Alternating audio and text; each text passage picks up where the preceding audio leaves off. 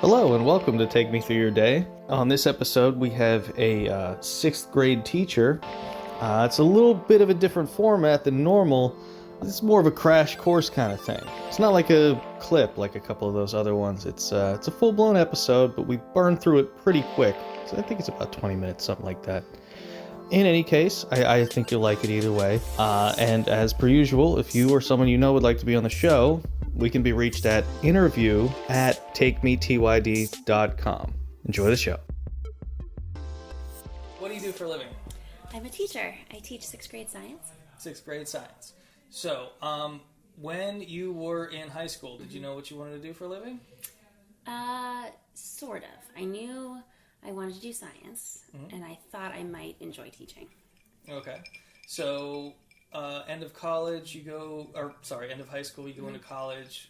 What are your plans? What are you doing? So I applied to the School of Education at my college. So I went into a teaching program.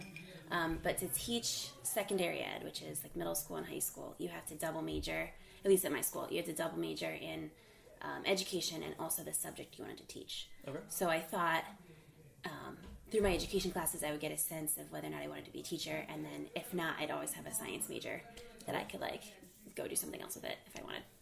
All right. So end of college, what is the plan from graduation to your first job?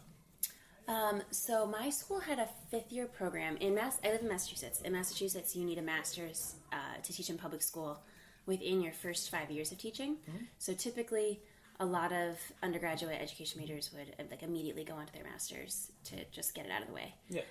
So I had applied for that and was sort of doing it, and I applied for a teaching job, one teaching job on a whim, just to try it out, and I got it. So I ended up... This is before you got your master's? Yes. So I ended up taking that job and then slowly doing my master's one class at a time instead of just right before I taught. So it ended up working out, but it definitely... I took a long time in school. Now, advice-wise, if someone wanted to do what you do, would you recommend that path or would you recommend something else? I think either way. I don't know that it mattered all that much. I liked being an undergraduate education major because I could apply for teaching jobs right after school, but I remember being very jealous of my other science major peers who just had a science major to deal with because it's hard by itself. Yeah. And you can just get your education, your teaching certification in your master's program. So that is a 2-year program, but a lot of people do that. Especially a lot of science teachers, they just focus on science in undergrad and get a teaching master's that's self-contained. Okay, that works. Option. So you're already teaching, then you get your master's, then what?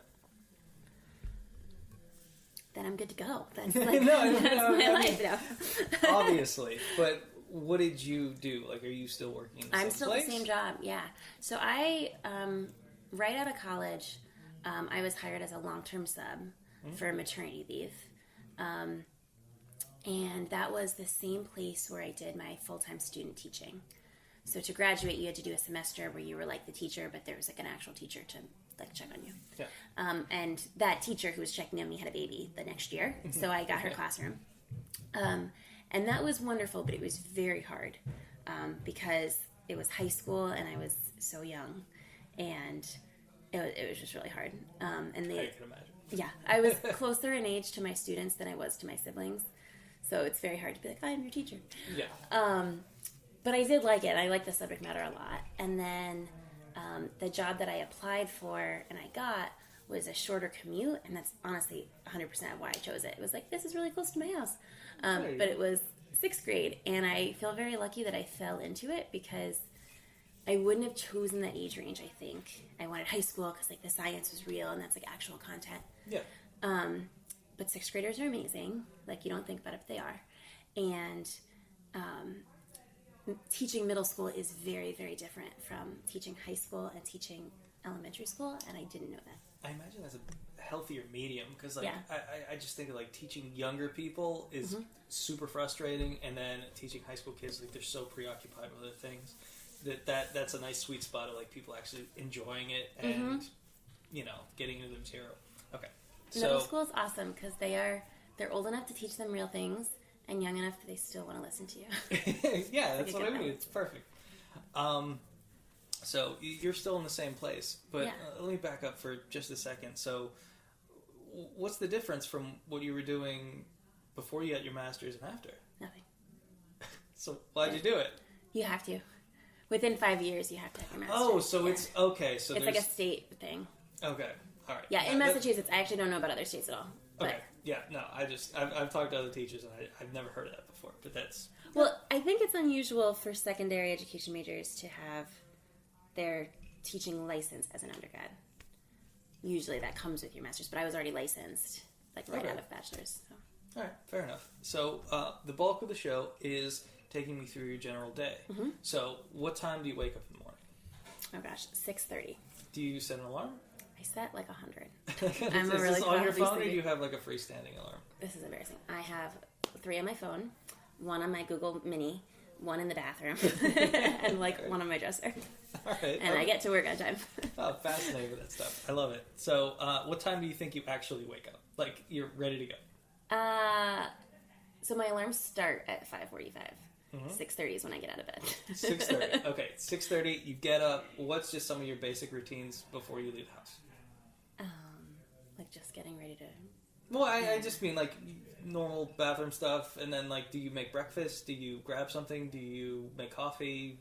I always make coffee. That's a priority. Like wash up, get dressed. I don't usually have breakfast at home. I typically make it to go. Okay. And if I sleep really late, I order Starbucks because I have Starbucks on the way. All right. So if you make something, what are you making? Like toast or an English muffin or a smoothie. Okay. Yeah. It's like usually like I eat it in the car, so it's something that I can eat with one hand. All right. And you said your commute time is relatively short. What are we talking? Yeah, it's like 18 minutes. 18 minutes. In that trip, are you listening to anything? So I pray a decade of the rosary. Okay. And then I turn on NPR. NPR? What's going on at that time of day? Oh, I forget the name of the episode. I don't know. It's just like morning news. Morning news. Yeah. Okay, fair enough. You get into your job. Do you have like a designated parking spot or anything like that? No, it's really awful. We don't. So I like fight other teachers. We have 150 faculty members in our building and like 34 spots. What? Yeah. Why? It's awful. So I park in the street and I walk a while. It's like okay. 3-block walk. That's it's insane. fine. But that's why I asked the question, because you never know. You get in to the school. What are some of your first actions? So I get in. I say hi to other teachers. I sit down at my desk. I like to stay late after school to do all my prep, so I don't really show up very early. So you knock it out the day before. Yeah. So I get in and I have like maybe a couple minutes to set my bag down, and then kids come in. Okay. I don't know that I recommend that. A lot of teachers need like time in the morning in their classroom to be like, yeah. I prefer to sleep. So Yeah, to each his own. yeah. But okay, let's just power through this because, like I said, we're trying to make this episode as fast as possible. Okay. How many classes do you have before lunch? So 6th grade lunch is at 10:43, which is very early. What? Yes, my school's weird. That is ridiculous for lunch. Yeah. Anyway, go on. So we have 3 periods before lunch and 4 periods after. Okay. Just for the 6th grade schedule. But I am only teaching 1 or 2, usually 2 of those, not always 3. Okay. One a day every 6. I teach all 3 classes, but. Okay. Now, in the general preparation for the classes and just what you do on a day-to-day basis, do you have any recommendations for someone who wanted to get into this or who was about to get into this? Yes, consider middle school. Okay. Because my job is so much easier than high school and elementary, and I don't think people know that going into it. Elementary school teachers have every subject to plan for, and really, really tiny breaks where the kids will go to like a special class, but it's like 30 minutes long. Yeah. I have basically a high school schedule where, so when the kids go to like Spanish or math or whatever, I have a whole period to myself to like plan and get ready and set things up. And in high school, that was also the case, but I had to teach more subjects. So I was teaching like 4 different classes that you had to prepare for and like think of lessons and write curriculum and all of that and grade. And in middle school, I plan one class, like I teach one science class 4 times to like 4 different groups of kids. Okay. So you're very familiar with the material. Yes, and it's really easy. Like planning one lesson a day is like not real life. So it's lovely. Fantastic. Okay, so end of the day. Yeah. Is there anything you have to do to kind of like wrap up before I leave? I mean, I know you said you do a lot of like prep for the day. Yeah. But nothing that's like super essential. I would like tidy a bit. Mostly it's whether or not I'm doing a lab the next day if I have to prep for it. So if we're doing like I'm just giving them notes, I just need to like know what I'm doing, and that's like mental prep. But teaching science has a lot of like materials management, more so than any other subject, and especially at the age level I teach, because you want to make it as like hands-on as possible, and like we're always doing an activity, so it's a lot of like setting that up. And because even though I'm only teaching one lesson, I am teaching it to almost 100 kids. Yeah. So you have to get all the materials for that ready and find a way to get them all engaged. And, yeah. Okay. All right. Good. All right. We blasted through that day so fast. That is wonderful. End of your day. What time are we talking? I know this is a dumb question. It really varies. No, it really varies. So the kids leave at 2:35. Okay. And I am out of there anytime between 3:30 and like 7. Just depending how much work I do. Yeah. Meaning? Like if I'm like prepping or planning or grading or... Oh, okay. Yeah, I guess that makes sense. It's going to take a while. Yeah. It's that many kids. It definitely like gets shorter the more years that I've done it. So this is my 6th year teaching. And if I wanted to leave at 3:30 every day, I probably could.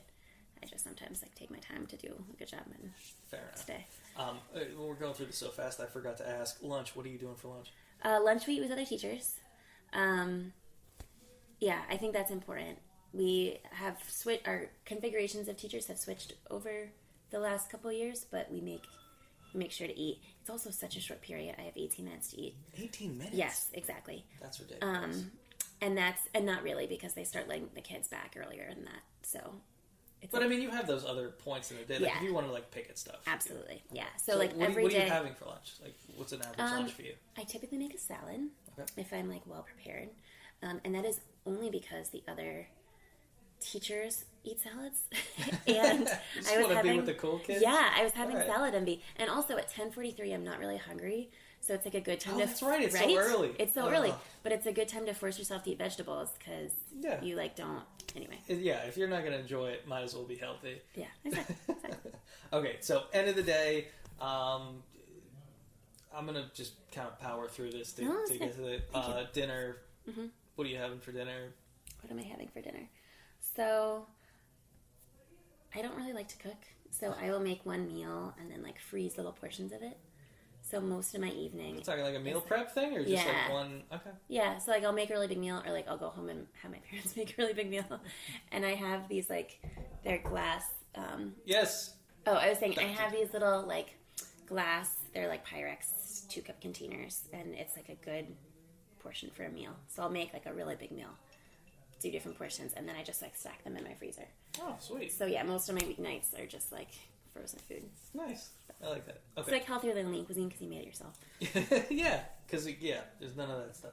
Anyway, so end of the night, what time do you go to bed? Oh, that also really varies.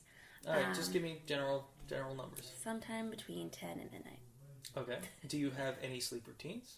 Kind of. I need to take melatonin to help me sleep. Okay. Because I'm just a really poor sleeper, which is why I need so many alarms. Mm-hmm. So I take that like before I want to sleep. I usually have a glass of wine. I TiVo Stephen Colbert from the day before. Okay. And it's like I watch him a day late because I can't stay up till 11:30. Yeah, that's basically it. And then as I'm falling asleep, I usually play. So I have like a Google Home, which is like an Alexa, but Google. I'll have it play the news, but mostly to make me fall asleep, not because I want to hear it at that point. No, I totally get it. And we're going to touch on the sleep routine again. Okay. So this is just the last part of the episode, just fun questions to keep it light. Again, powering through this, so don't think about it too hard. It's okay. What's your ideal breakfast? Breakfast sandwich. What kind of breakfast sandwich? Like English muffin with like egg and some sort of meat and cheese. Oh, so okay, all right, that's fun. What's the best advice you ever got? I don't know if this is the best advice, but when I was trying to figure out my career, there's a priest at Boston College who, I'm going to get the order wrong, but he said the way to figure out your vocation, like what you should do with your life, is to think 3 questions. It's what are you good at, what brings you joy, and what does the world need you to do? And I found that very helpful when I was choosing science and also teaching, of like, am I good at this? Does it make me actually happy to do it? And is it something that the world needs? And I think science teaching is all of those for me. I like that. Thank you. I think that's what I'm doing. Just kidding. What movie do you think you've seen the most? Mulan. 5 times in theaters. Really? I'm so excited for live action. It's coming out next year. Super excited. Awesome. What's your biggest fear? Being buried alive. Or going to hell. Oh my god. Yeah. Wow. All right. Dark. Any candy in the world? What are you having? Sour gummy something. No. Anything. That's good. Love sour stuff. Childhood hero. I don't know that I had. What, my family? Yeah. Family's fine. That's a good default answer. Yeah. What kind of soap do you use? I use Dove. That's 3 Doves in a row. That's We have sensitive, sticky skin. That's what it is. Insane. Someone gave you $1,000 right now. What would you do with it? Put it in the bank, like a loser. If someone gave your 18-year-old self $1,000, what would you do with it? Probably put it in the bank, like a loser. Oh, loser. What's your biggest pet peeve? Okay, people who don't turn on protected arrows and then like block the turning lane when you're supposed to go. No doubt. Mm-hmm. Where do you see yourself in 10 years? I don't know. Hopefully married with kids. 10 years from now. Tipping custom. Okay, I'm a very bad tipper, but I know that about myself, so I try to overcompensate. Spill. Let me detail. Okay, I don't believe in tipping. I don't think you should have to do it. It really annoys me that, like, this is also probably, I've never worked as a waitress, which may change my opinion. That's all right. I want the real... But I know that, and so, like, I have to, like, make a conscious effort. If somebody else is tipping, or if somebody else is figuring out their tip, I just copy whatever they said. Okay. Or I try to let somebody else do the math, because my default would be not to tip, and I know that you can't do that. So I try to let other people, like, But that's why we asked the question. Yeah. What's something you'd wish you'd learned earlier? How to study. All right. That's actually, that's really good. Thank you. Childhood celebrity crush? I don't know if I had one. Sorry. I don't think you had one. Yeah. Brad Pitt was hot growing up. I don't know. Okay, that works. I'll take it. What's one thing you change about yourself?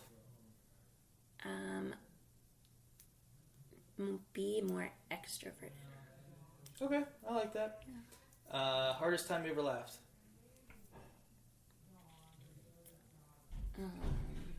Probably here at Okobay with cousins. Yeah, that's good. Guilty pleasure. Wine and chocolate.